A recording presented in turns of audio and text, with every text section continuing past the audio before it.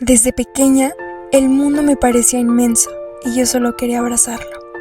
Miraba todo con asombro y aprendí a ponerme de pie para seguir explorando.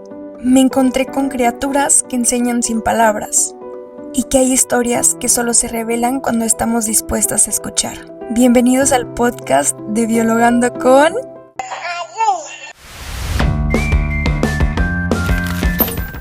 Hello, bienvenidos al tercer episodio de Biologando con Aileen, el podcast.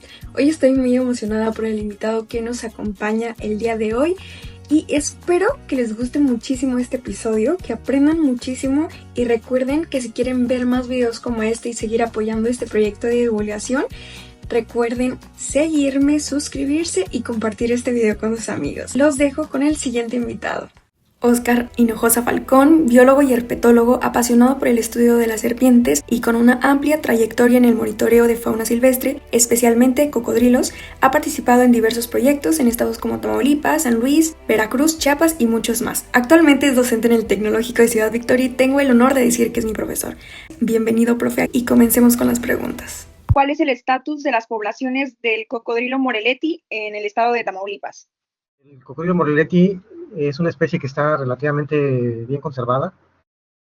Durante muchos años hubo una sobreexplotación del recurso cocodrilo a nivel mundial, y eso llevó a que las autoridades también a nivel mundial decretaran como un tipo de veda para evitar que se perdieran estas especies. La piel de cocodrilo es un recurso muy valorado, que tiene un alto valor en el mercado de la peletería para hacer bolsas, botas, sombreros, vestimentas, etcétera, y durante mucho tiempo eso se consideró como un artículo de lujo. Entonces había un mercado grande de pieles, pero se notó que en algún momento las poblaciones empezaron a declinar. Aquí en México se notó eso, y a partir de 70, 60 del siglo pasado se decretó una veda de estas especies, y desde ahí se supone que ya la cacería es ilegal, pero había un vacío de información, no se sabía exactamente cómo era la situación de las poblaciones silvestres de cocodrilos en México. Aquí en México tenemos por lo menos 3 especies de cocodilianos. Tenemos al Cocodrilus acutus, que está por el lado del Pacífico. Tenemos también llega a la península de Yucatán. Tenemos al caimán crocodilus, que vive en la zona de Chiapas, Oaxaca, al sur del país, y de este lado por el Golfo tenemos al Crocodilus morelletti, y posiblemente en la frontera tenemos la presencia del Alligator mississippiensis. Había leído que había como una especie de hibridación en las costas donde se juntaba la distribución del acutus con el Morelletti. Sí, tengo este mapa. Aquí está la distribución del cocodrilo morelletti en México. Es prácticamente desde Tamaulipas hasta la península de Yucatán, por toda la vertiente del Golfo de México, y llega hasta Guatemala y Belice. Pero la otra especie, Crocodylus acutus, lo encontramos en el Pacífico.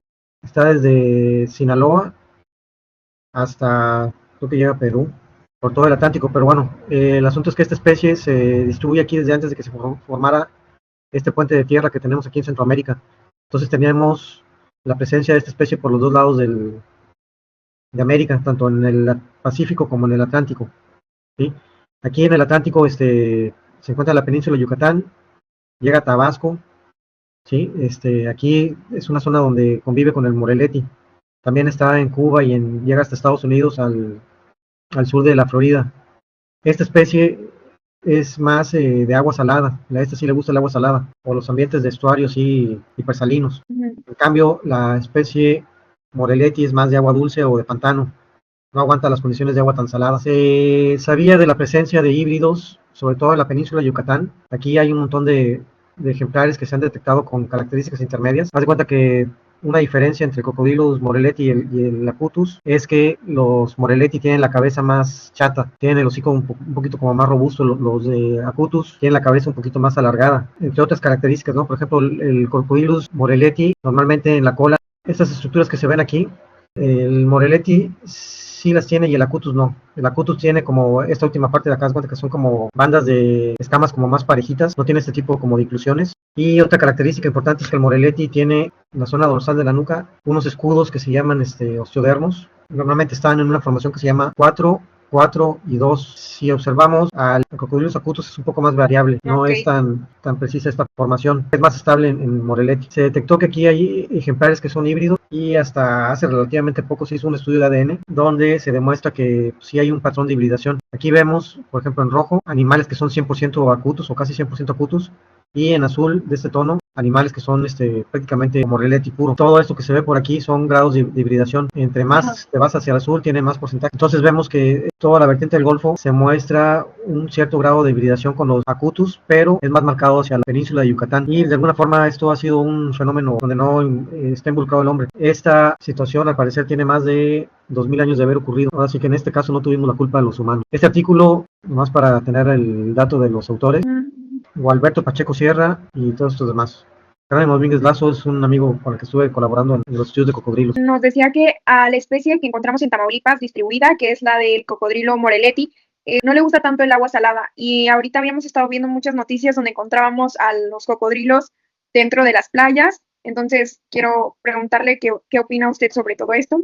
Mira, pasa un fenómeno cuando llueve mucho, cuando hay este tipo de tormentas, huracanes o lluvias muy intensas, se desbordan los ríos. Normalmente los animales que están viviendo en ríos son arrastrados por las corrientes y en este caso llegan al océano. Tenemos registros de cocodrilos en varios ríos que tienen salida al mar, entonces es común, a lo mejor no se ha registrado tan frecuentemente, pero es común que ocasionalmente se encuentran este tipo de animales en la playa. Es mucho más común en el lado del Pacífico, que está el acutus, porque eso sí les gusta el agua salada. Allá sí es más común ver esa especie en las playas o en lagunas costeras, pero el Morelletti no, el Morelletti es una especie más de agua dulce, no le gusta tanto el agua salada. Si se llegan a encontrar es por esta situación de lluvia, ¿sí? En algún momento pues van a buscar regresar a los ríos donde son originarios y van a remontar a sus lugares de origen. No sé si supiste, hace unos años estaba lo de la pandemia, hubo un caso aquí muy sonado de que hubo unos cocodrilos que encontraron por ahí por Tamatán. Creo que sí. En la calle, los bomberos en la noche. Fue precisamente después de unas lluvias intensas que hubo. Normalmente cuando llueve mucho, los cocodrilos tienden a buscar nuevas áreas de distribución, sobre todo los que son pequeños. Entonces buscan corrientes río arriba y están buscando colonizar nuevos lugares. Eventualmente pues pasan cosas como lo que pasó aquí, que se observó un cocodrilo en el río San Marcos o que se encontró otro ahí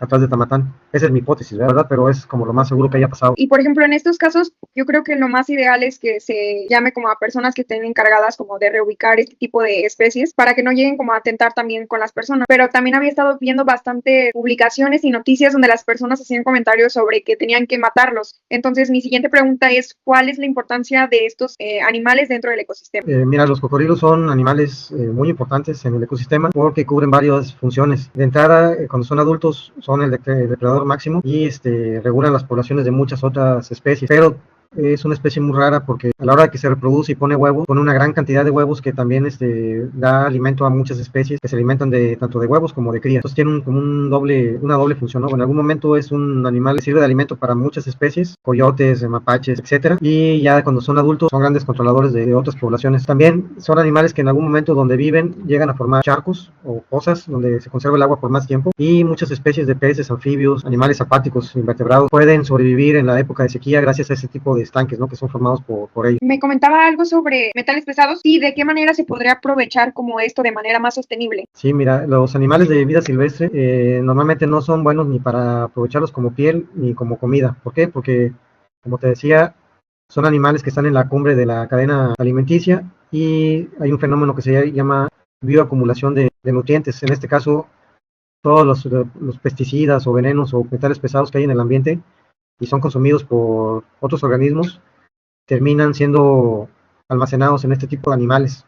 Entonces, alimentarte de un animal silvestre de este tipo no es muy seguro. Va a tener una cantidad grande de este tipo de sustancias, agroquímicos, metales pesados, etcétera. Lo mejor que se puede hacer con este tipo de animales, en el caso de que si hubiera una sobrepoblación, es reubicarlos en granjas, ¿sí? de Numa, y utilizarlos como pie de cría. Ya cuando tú tienes un animal de granja que está alimentado con alimento de cierta calidad, esa carne ya podrías tú aprovecharla, pues ya sería apta para el consumo humano. La carne silvestre no sería muy buena opción. Y por otro lado, las pieles, ese dato también es importante. La mayoría de las pieles silvestres tienen parásitos y eso a la hora que se curte la piel deja unas cicatrices ahí medias feas que hacen que pierda completamente la calidad de la piel. Los animales que se crían en granja con fines de producción de carne y piel tienen ciertos cuidados, inclusive les ponen suelos de cemento pulido o hasta de mosaico para que no se dañe la piel, ¿sí? Sí. Y esas son pieles de primera. Y por ejemplo, ¿y los tienen como separados para evitar como que se peleen o cosas así? Sí, normalmente los tienen por edades. Okay. Los van separando, no sé las cantidades, pero sí, por ejemplo, tienen los neonatos, los tienen en concentraciones muy grandes y conforme van creciendo, porque algunos también crecen más rápido que otros, los van separando por tamaños. Cada vez que son más grandes, pues los van poniendo en números más limitados, menos animales por encierro, hasta que llegan a la etapa de aprovechamiento, que es como al 1,20 m, 1,30 m, 1,40 m, es donde ya son animales que tienen un buen tamaño para aprovecharse. Me comentaba sobre el alimento, que era como pellets, pero ¿de qué se compone? Normalmente le avientan de todo lo que se desperdicia en el rastro, por ejemplo pulmones, vísceras, huesos, cartílagos, grasa, un montón de cosas que no, en este caso pues podría ser una forma de aprovechar ese tipo de recursos que normalmente se están desperdiciando. Tienen que ser humas. Me ha tocado ver como que a veces tienen crías. ¿Sabe más o menos como la implicación que tiene en cuanto a cuidado y gastos que pues esto implica como que tener este tipo de mascotas exóticas? Pues mira, de entrada son animales que se ven bien bonitos de crías, pero crecen y se pueden convertir en un problema. Esta especie de acá es relativamente dócil comparada con otras especies de cocodrilo, pero no deja de ser un animal que puede llegar a ser muy peligroso. Tener un cocodrilo chiquito de recién nacido de 12, 20 centímetros pues es una cosa. Ya estar hablando de un animal de más de un metro ya son cosas completamente diferentes. Ya un animal de un metro tiene la fuerza suficiente como para arrancarte una mano, un dedo, ponerte en problemas, ¿verdad? Un animal de más de un metro 20, un metro 50, puede fácilmente matar a una persona, ¿no? No es cualquier cosa. Son animales muy fuertes, son animales carnívoros, entonces sí hay que estarles dando una dieta que pues, relativamente es cara. No es fácil alimentar a un carnívoro. Tienes que tener un espacio Muy amplio para tenerlo con comodidades que se requiere, que tengan agua limpia, que tengan un espacio para salirse a solear, etcétera. Todo eso es bien importante. Son animales que también requieren del sol para poder crecer. El sol tiene implicaciones en tanto a su fisiología, porque son animales de sangre fría, necesitan calor para mantenerse activos, son principalmente nocturnos. Entonces, das cuenta que agarran pila durante el día y están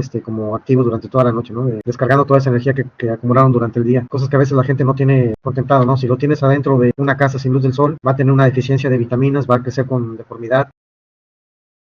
Creo que hay granjas que te venden los animales con papeles y tienen un programa donde te cambian el ejemplar. Es un poco medio tramposo, ¿no? Porque te hacen que les engordes al animal, ¿no? Y te lo están cambiando constantemente por una cría. Después de que llega a 50, 60 centímetros, un metro, dámelo y yo te estoy reponiendo constantemente crías, ¿no? Es una buena idea hasta cierto punto, ¿no? Puedes mantenerse de animales hasta que lo puedes mantener en condiciones razonables dentro de tu casa y ya después pues, lo cambias por otro más pequeño. Y es un mercado legal, así que eso es importante, ¿no? ¿Qué implicaciones ambientales tiene el tráfico de estos animales? Bien, como te decía, son especies muy importantes en sus ecosistemas. Por ahí creo que habíamos platicado algo sobre qué pasaría si hubiera una sobrepoblación de cocodrilos. Normalmente los cocodrilos tienen un sistema de vida en el cual nacen muchas crías y conforme van creciendo, las crías son depredadas por mamíferos, aves, hay garzas, hay águilas, hay mapaches, zorros, coyotes, etcétera, un gran número de depredadores que se alimentan de ellos, inclusive peces, incluyendo otros cocodrilos también se alimentan, son medios caníbales de repente. Entonces son muy pocos los animales que llegan a la etapa adulta y se hace un estudio de poblaciones donde tú tengas que todos los años hay nacimientos, ves crías y ves animales juveniles que son del año pasado, están en una proporción mucho menor y ves unos poquitos subadultos y ves una cantidad de adultos que se mantiene estables a lo largo de los años, te das cuenta que es una población estable. Si empiezas a ver que de repente hay muchos adultos, ahí podríamos viendo algún problema que está pasando con otra parte del ecosistema, podríamos estar viendo directamente que está habiendo una falta de depredadores, a lo mejor hay algo que está afectando a la población de coyotes o de mapaches o de águilas o de otras especies que se alimentan de estos animales y eso podría ser una explicación del por qué de repente podría haber una sobrepoblación. A eso aunado de que la gente casi no los está estado aprovechando como se hacía en décadas pasadas, ese podría ser una explicación de una sobrepoblación en algún lugar. No digo que sea lo que se está pasando en Tamaulipas, yo creo que más bien ha sido cuestión de que se han arrastrado animales de los lugares de origen hacia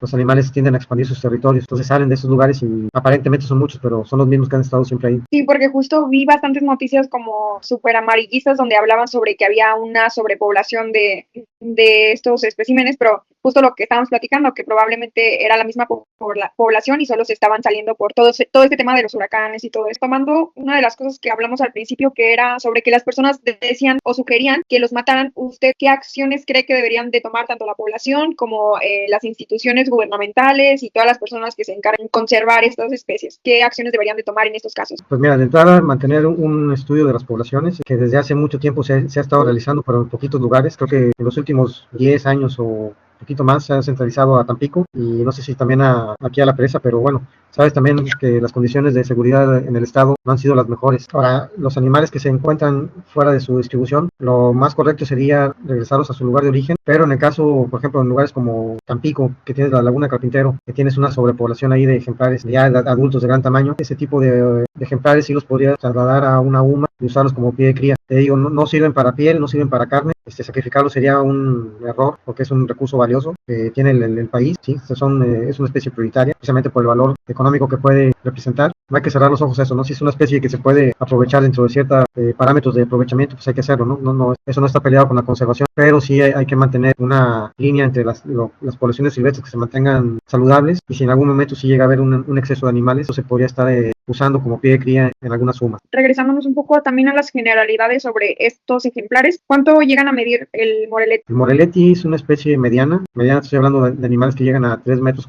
Hay quien dice que ha visto ejemplares de más de 4 metros, pero oficialmente el récord de animales más grandes creo que se tiene aquí para la zona de Tampico precisamente, y es un animal de 3,40 metros más o menos. ¿Y cuál es la diferencia en cuanto al tamaño con el Acutus? El Acutus es un poco más grande. El Acutus sí puede pasar de 4 metros con facilidad. Los Acutus es un animal más grande. ¿Y cuántos años llegan a vivir estos animales? Pues viven más de 70 años, son muy longevos. De hecho, creo que mientras siguen vivos, siguen creciendo. No se ha decidido un tope de edad que tengan. Como los reptiles en general. Hace poquito estaba haciendo un video que les llamó mucho la atención a las personas, que era sobre los gastrolitos. Este tipo de animales tiene unas mandíbulas muy fuertes que sirven para arrancar pedazos grandes de alimento. Normalmente se pasan a un alimento entero o en pedazos muy grandes. No tienen la capacidad para masticar como, por ejemplo, como los mamíferos. Si un mamífero depredador, por ejemplo, imagínate un león, un lobo, un perro, un gato, esos animales van mordiendo pedazos de su presa y se la van pasando, la mastican y se pasan pedazos pequeños. Cuando llegan al estómago tienen un tamaño que tiene cierto tamaño y es fácilmente digerible por los ácidos gástricos. En cambio, imagínate que llega un pedazote de una pierna o con huesos o un pedazo grande de carne, ¿no?, al estómago directamente. O sea, hay un problema de indigestión, algo que han usado este tipo de animales durante millones de años, porque se han encontrado gastrolitos tanto en dinosaurios como en aves como en cocodilianos. Es que se consumen piedras que de cierta forma en el estómago, pues un aparato musculoso, tiene paredes musculares muy fuertes que también de cierta forma masajean el alimento y ayudan a la descomposición. En este caso, como hay piedras, estos gastrolitos hacen la función de muelas y pueden ir empezando a machacar el alimento dentro del estómago. Y también como una especie como de lastre, como para mantenerse, como para mantenerse en el fondo. Y pues justo eso vino, que era como para triturar restos óseos, plumas, y también se veía como en algunas aves, y también desde hace millones de años se habían encontrado algunos gastrolitos. ¿De qué manera se monitorean estos ejemplares aquí en Tamaulipas? ¿Nos podría como enseñar un poquito? Este libro salió a raíz de los estudios que estuvimos haciendo del 2002 al 2004 con las poblaciones de cocodrilo de pantano. Cocodrilos se monitorean de noche porque es más fácil verlos en la noche, ya que con una lámpara les brillan los ojos muy intensamente. Entonces lo que se hace es ir en una lancha a lo largo de un río, con una lámpara se va echando luz hacia las orillas, y lo que se hace es que cuando detectas un ojo, procedes a acercarte al animal. Hay 3 tipos de acciones ya cuando tienes el animal detectado. Uno es que ves al ejemplar, ves el ojo de lejos, y eso pues ya te da el dato de que hay presencia. Pero a veces los animales están ariscos porque han tenido cierta interacción con los humanos, y eso te da también idea de que hay pobladores humanos que han estado interactuando con esas poblaciones y han estado pues molestando a los ejemplares. Si el animal se queda quieto, te da chance de que te acerques. Cuando estás suficientemente cerca, te da la oportunidad de que lo puedas observar con más detalle. Entonces ya puedes hacer una estimación. Cuando tienes la estimación, pues tienes un aproximado del tamaño del ejemplar. Y finalmente, si te da chance de que lo puedas capturar, aquí por ejemplo estamos viendo una foto de una captura, un animal que se va a subir a la embarcación para tomarle medidas. Cuando capturas un ejemplar, pues tienes chance estos son en Altamira, en el área portuaria industrial de Altamira, un estudio que estuvimos haciendo ahí en el 2007. Está en un libro que es de Luis Ziegler. A Luis Ziegler. Yo soy este que está aquí. ¿A poco? Sí. Bien joven. Bien joven. Sí. ¿Fue en el 2004? Ese fue en el 2004. Este se llama Luis Ziegler. Es es veterinario, pero él es una de las personas que más ha trabajado en favor de la conservación de cocodrilos a nivel mundial. Ahorita están en Estados Unidos, en el zoológico de Dallas, si no recuerdo mal. Y él fue el que nos invitó a colaborar con este trabajo en el 2000. Ya, hace 20 años. 24 años. 24. Aquí estaba tomando datos. Yo normalmente tomaba datos. Te digo, tienen músculos muy fuertes para cerrar la boca, pero no tienen músculos para abrirla. ¿Abrirla? Haz de cuenta que lo que hacen es que los músculos del cuello, de la parte de atrás del cuello, sirven para que el cocodrilo levante la cabeza y la mandíbula baja por gravedad, por peso. Los músculos que tiene están especializados para cerrar la boca. Entonces, ya que tiene la boca cerrada, es muy difícil que la abra. ¿Y qué datos son los que se toman ya que tienen al animal arriba? Normalmente se toman longitudes, se hace conteo de escamas. Por ejemplo, ves el largo y el ancho del cráneo, ves la longitud total, la longitud a la cloaca, haces el conteo de las escamas nucales, que si es el patrón normal de 442, o si es un patrón anormal, haces conteos también de escamas incluidas, puedes tomar mediciones de ancho de la cola, longitud y ancho de la pata, de la mano, etcétera. Se pueden tomar muestras de sangre, se pueden tomar muchas mediciones, se pueden tomar muestras de ADN para marcarse. ¿Cómo toman las muestras de ADN? Cortas un pedazo de la cola. Todo esto son materiales para captura. Cuerdas y lazos. Los lazos tienen que ser de alambre de acero, o cable de acero más bien, y tienen una rondana que se ajusta. Cuando se cierra esto, pues ya no se abre tan fácilmente. Estos van atados a una pértiga. La pértiga sirve para acercarte a la cabeza del animal. Esta es otra técnica. Es como un tipo de arpón. Haz de cuenta que le avientas el arpón al cocodrilo y la punta se queda clavada por debajo de la piel. Supone que no le hace mucho daño, pero pues sí debe ser doloroso. Es importante que no se estresen de más porque se pueden llegar a morir de cansancio. Mientras están luchando, generar mucho ácido láctico en sus músculos y eso los puede envenenar. ¿Por qué? Porque no tienen la misma capacidad que los mamíferos o las aves de eliminar ese tipo de sustancias rápido de sus sistemas, de sus cuerpos. Mira, si ves un animal de más de 2,50 metros, seguramente es macho. Pero en animales más pequeños se tiene que hacer el sexado. Lo que se hace es que se introduce un dedo para palpar el interior de la cloaca. Cuando no se siente nada, se supone que es una hembra. Y cuando es un macho, tienen un pene que está por dentro de la cloaca. Aquí está asomándose ligeramente. Y no se siente nada, es hembra. Por aquí tenemos, entre más grandes son, que abierta completamente el pene. Aquí tenemos el caso de una hembra y un macho. ¿Ves? Las estructuras son muy similares, la diferencia es el tamaño. Esta es una hembra, esto sería como un clítoris y esto sería como un pene. Pero todo esto está guardado dentro de la cloaca. ¿Cómo funciona cuando están apareándose? Como las aves, se hace cuenta que el macho monta a la hembra y de alguna forma como que se curva por debajo del cuerpo y juntan las cloacas. Cuando son ejemplares muy chiquitos, esa es una hembra. es una hembra, se observa la cloaca. Okay. ¿Sí? Normalmente pues la diferencia entre el órgano femenino y un órgano masculino pues, es el tamaño, te digo. Son muy similares, pero varían en el tamaño. Sí. Hay muchas formas de etiquetar a los ejemplares. Hay proyectos donde se les ponen grapas en los dedos. Normalmente se designa una pierna, la pierna trasera derecha o la pierna trasera izquierda. Se colocan este tipo de grapas. Esto es el marcaje con corte de escamas. Estas escamas normalmente también se guardan para estudios de ADN. Se pueden tomar ya sea escamas o muestras de sangre. Mira, la sangre se puede sacar detrás de la cabeza o de la base de la cola. A mí me gustaba más de la base de la cola porque es como muy salvaje picarlos atrás de la cabeza. Y es más fácil, por ejemplo, extraer sangre de los cocodrilos que de las serpientes. Sí. Sí, ¿verdad? Sé que es bien difícil encontrarles la vena a las serpientes. Sí. Sí, por eso normalmente se saca de aquí de la cabeza. En el caso de los cocodrilos, justo a la mitad del cráneo, cuando termina la parte como dura del cráneo, por aquí pasa una arteria o una vena, no me acuerdo. Sí es una vena de la región nucal. Entonces, ahí casi con seguridad sacas. Lo que sí es que son animales que no tienen tampoco mucha sangre, entonces no les puedes sacar demasiado. Y de la cola también hay una parte que es fácil relativamente de sacar sangre de ahí. Que por aquí, por abajo de la cola. Eso era lo que les decía, que de esa manera podían como cortar las escamas para saber, para contar, tenían como esa... Sí, como teníamos un sistema de marcación donde se contaban, es amputación de escamas y aprovechando la morfología de estos animales que la cola tiene en la primera parte 2 hileras de escamas y en algún punto se juntan y forman una sola hilera. Esto se puede usar para generar un sistema de numeración donde normalmente del lado derecho de la cola, de las escamas dobles, podemos contar del 1 hasta el 9 y del otro lado normalmente contábamos del 10 hasta el 90 las decenas.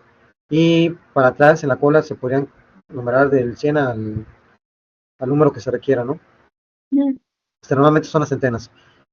Normalmente se trataba de respetar las tres que estaban juntas, donde se juntaban las tres hileras, ¿sí? Pero también se les podía dar como alguna anotación especial, por ejemplo, si era de corona, del pilón o de purificación, por decirte un ejemplo, ¿no? Entonces, si yo agarraba un animal y en mi lista de captura era el ejemplar número 34, le cortaba la escama 30 y la escama 4. Y ya si lo volví a agarrar y le cortaban esas escamas, yo ya sabía contando de aquí, sabía que le faltaba el 1, 2, 3, le faltaba la 4, pues era el número 4. Y si acá le faltaba la 30, pues era el 34. Y si hubiera sido el 134, le faltaría esta también. O al 234 le faltaría este. Y así sirve ese sistema. Estos son microchips. En algún momento se pueden utilizar este tipo, sobre todo para animales de zoológico. En vida silvestre sería demasiado, Claro. porque les tienes que pasar un lector, entonces sería Ah. medio complicado. Pero para animales de zoológico sí se recomienda meterles este tipo de marcación. Esto tiene un número, un código de barras de aparatos, se les introduce en la cola del lado derecho a los ejemplares. Y esto se usa para aves, para felinos, para todos los animales que puedan estar en un zoológico. Inclusive se utilizan para animales domésticos, para perros, para gatos. Hubo un trabajo que se hizo en la Laguna de Carpintero, que se les pusieron este tipo de marcas. Esto fue como en el 2003, 2002, por allá. Pero estos tienen la desventaja de que si se pelean entre los cocodrilos se los arrancan muy fácilmente. Esta es tecnología del 2010. Estos eran unos sistemas transmisores de telemetría, emiten ondas de radio y tú puedes andar monitoreando los ejemplares con ondas de radio, pero ya la tecnología avanzó. Ahorita ya hay unos aparatos que tienen GPS integrado y puedes ir rastreando los vías satelital. Esos son los huevos de los cocodrilos. Hay un tipo de aprovechamiento que se llama rancheo, que consiste en ir a capturar o a colectar huevos de zonas que se tengan detectadas con presencia de nidos. Vas, abres el nido y extraes los huevos. Esto es muy delicado porque los huevos de los cocodrilos son muy, muy delicados en cuanto a que normalmente el embrión se implanta en la parte superior del huevo y si tú lo mueves tantito el embrión se muere, sobre todo en las primeras fases del desarrollo. Entonces, sí tiene que ser esto realizado por personal calificado. No es cualquier cosa andar moviendo este tipo de huevos. Son muy, muy, muy delicados. El rancheo también incluye, aparte de agarrar huevos de los nidos silvestres, agarrar crías recién nacidas y esas te las llevas a engordar en humas. ¿Y los huevos también se los llevan a las humas? Sí, sí hay incubadoras especializadas para eso. Es como una acumulación ahí de paja y de zacate. Y normalmente la hembra está por ahí cerquita cuidando el nido, no se despega mucho del nido. ¿Y cómo le hacen, o sea, cuando van a eso, como rancheando? Pues, normalmente ya tienen detectado la zona donde hay nidos. O sea, se tiene que estar visitando el lugar constantemente, todos los años, para ver dónde hay presencia de crías o nidos.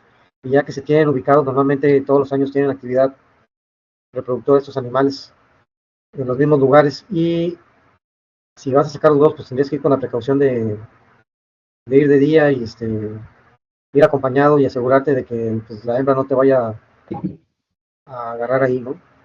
De hecho, de preferencia se hacen en las primeras horas del día, que los animales están más fríos y no tienen tanta energía para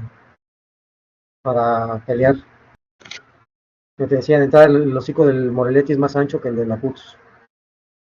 Sí, y eso tiene que ver un poco también con la dieta. Los Acutus son un poco más como piscívoros, no tienen el hocico más largo y los Moreletti son más de alimentarse de tortugas o de mamíferos.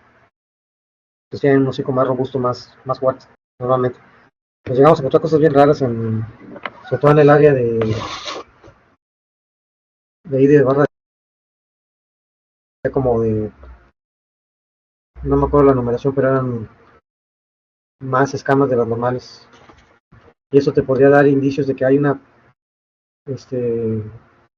problema de endogamia en una población, que está reproduciendo entre parientes muy cercanos. Entre los reptiles son los más inteligentes.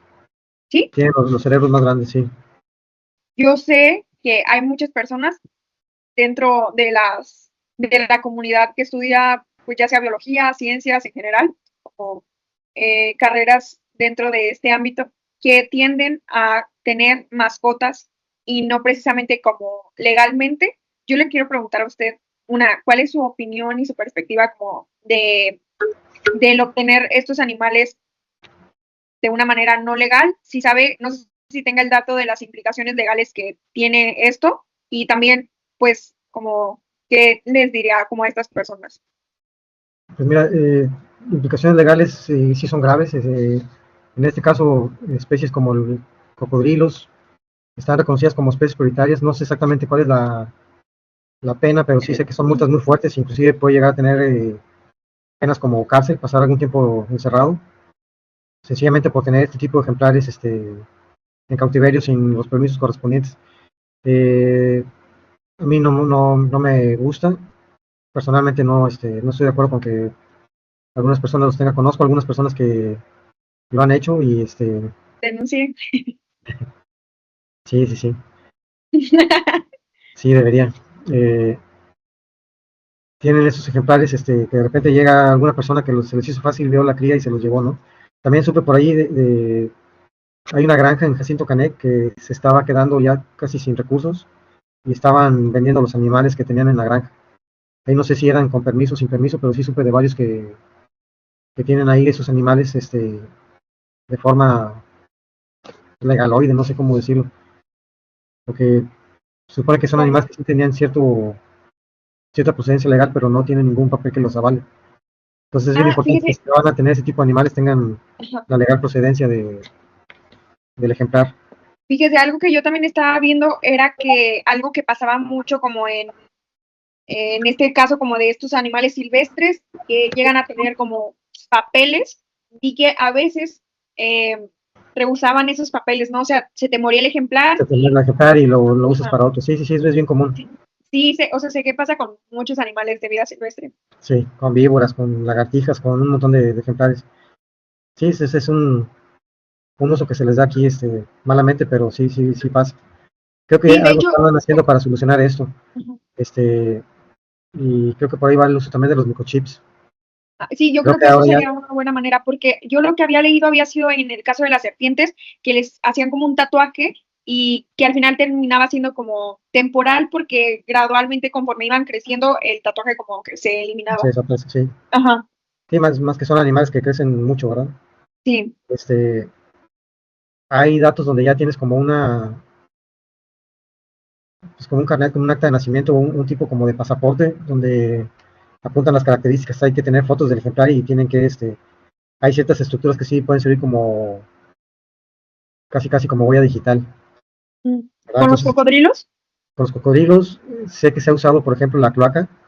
Mm. La cloaca siempre tiene ciertas estructuras alrededor de ese orificio que tiene cierta composición de escamas y no es igual de un cocodrilo a otro, se puede usar eso como identificación. Ah, ok. Pero otra cosa que te digo también es podrían inyectarse microchips, que no es tan fácil de sacarlos de uno y metérselo a otro. Sí, ¿Sí? Entonces, sí, porque aparte implicaría como volver a hacer como toda esta cirugía para retirárselos. sí. Entonces sí, debe de como que implementarse algunas formas para asegurarse de que los animales es el que se dice que es en el papel y no estar jineteando los permisos de un animal a otro. Sí, sí, Sí. muy bien. Bueno, no sé si quiera decir otra cosa antes de concluir.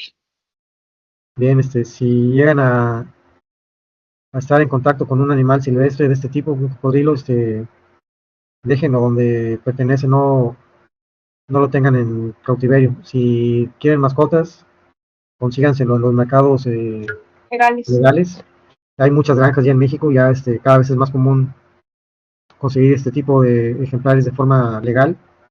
No es una especie que esté amenazada inminentemente de muerte, o sea, no porque deje ser grave que hay un pequeño comercio de ejemplares de forma ilegal, está poniendo en peligro la estabilidad de las poblaciones silvestres, pero no porque eso sea ahorita un problema menor, quiere decir que esté bien o y que en algún momento no se vaya a convertir en algo verdaderamente problemático.